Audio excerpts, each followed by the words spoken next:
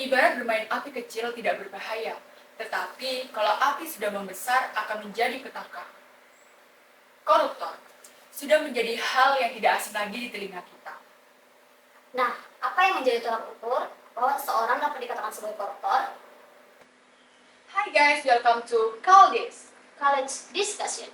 Bareng aku Anya. Dan aku Maya. Oke Maya, jadi kali ini kita bakal ngobrol santai.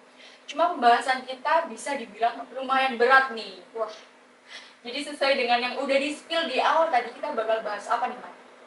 nah kita akan bahas tentang tindakan-tindakan tikus berdasi yang dilakukan oleh petinggi negara kita sendiri yang merajalela di negara kita Dari sendiri. Indonesia. Emang kalau boleh tahu nih ya, sebanyak apa sih Maya kasus korupsi di Indonesia? Itu sebanyak 579 kasus yang telah terjadi di Indonesia. Saking banyaknya jadi agak lupa ya berapa kasusnya tadi ya.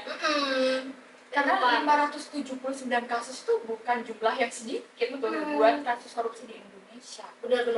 Dan kalau membicarakan kasus korupsi yang terjadi di Indonesia, aku jadi teringat salah satu kasus yang aku ikutin banget nih tentang korupsi di Indonesia. Siapa tuh? Oke, karena aku anaknya TikTok banget nih ya. Jadi waktu itu aku pernah ngikutin kasus yang dibawakan oleh salah satu content creator yang bernama Bima. Jadi si Bima ini mengkritisi kinerja pemerintah yang mengabaikan pembenahan infrastruktur di Lampung.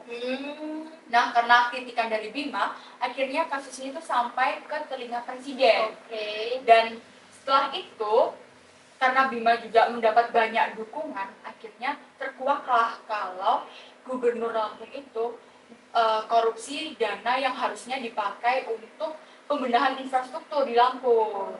Jadi dari aksinya si Bima ini dan dari salah satu platform TikTok itu bisa membawakan kebaikan dan kebenaran. Benar. Kalau kamu nih Maya, ada nggak sih salah satu kasus korupsi di Indonesia yang kamu ikutin banget?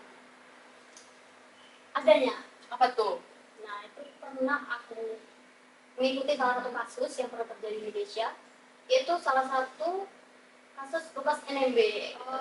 Gimana tuh? Terjadinya di salah satu wilayah Indonesia, yaitu Papua. Jadi kasusnya apa?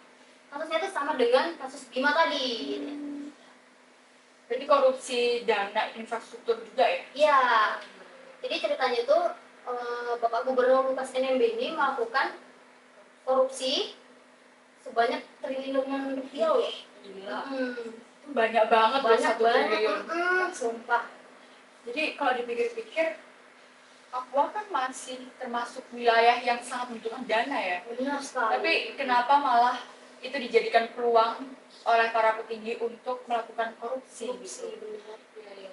Jadi sebenarnya korupsi itu ya nggak melihat wilayah itu memadai atau tidak. Pokoknya kalau misalnya ada peluang untuk korupsi, ya bakal terjadi. Iya. Tapi membicarakan kasus korupsi yang berat banget ya, kasus korupsi yang udah besar-besaran. Sebenarnya korupsi itu nggak melulu tentang uang loh guys. Benar. Karena korupsi itu bisa terjadi melalui hal-hal kecil. Contohnya tuh mungkin teman-teman juga bakal relate nih sama apa yang aku ceritain. Jadi pernah nggak sih teman-teman berada di suatu swalayan? Nah di swalayan itu, di depan swalayan itu sudah tertera pemberitahuan kalau di situ bebas parkir. Jadi parkir itu nggak usah bayar, gratis. Nah tapi kenapa malah masih ada juru parkir yang menarikin biaya parkir loh? Nah menurutku dari hal itu juga termasuk korupsi. Ya, karena korupsi itu juga bisa dibilang sebagai penyitaan hak kita. Hak kita di situ tidak membayar parkir, bebas parkir. Tapi masih aja ditarik parkir loh. Ya itu termasuk pungli kan ya Mai. Kalau kamu nih Mai, ada nggak sih salah satu hal atau kejadian atau pengalamanmu yang itu tuh bisa dibilang sebagai korupsi? Ada sih Nya. Apa tuh? Coba ceritain. Oke. Aku pernah sih ngalamin itu. Apa tuh?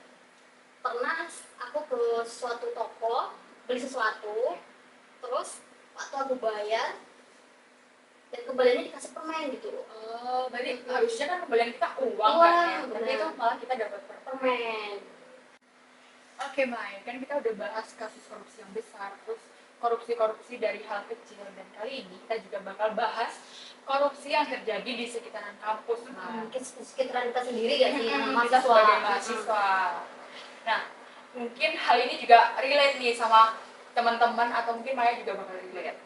Jadi kita sebagai mahasiswa pernah nggak sih mengalami kalau tiba-tiba dosen kita meniadakan kelas kayak hari ini nggak ada kelas dulu ya anak-anak, tapi dosen ini tidak memberikan jadwal kelas pengganti. Nah, menurutmu itu termasuk korupsi atau enggak? Menurutku sih itu termasuk korupsi sih. Kenapa tuh, Mai? Karena itu termasuk korupsi dalam hal waktu. Iya, betul-betul. Karena sesuai sama yang kita bilang tadi, korupsi itu nggak melulu tentang materi. Jadi bisa aja tentang hal lain. Salah satunya yaitu waktu. Kan kita juga sebagai mahasiswa, kita punya hak kan untuk belajar, untuk menerima ilmu. Nah, kalau tiba-tiba kelas ditiadakan, terus nggak ada kelas pengganti, nah kan kita dapatnya apa gitu. Betul-betul, itu termasuk korupsi ya. Nah, dalam hal kecil itu waktu dalam hal kecil kalau dibiasakan ya lama-lama bisa menjadi besar.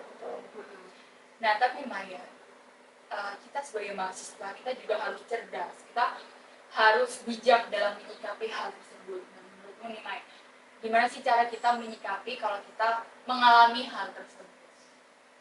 Kalau dari aku sendiri sih menurutku itu tuh kita sebagai mahasiswa harus berani speak up gak sih?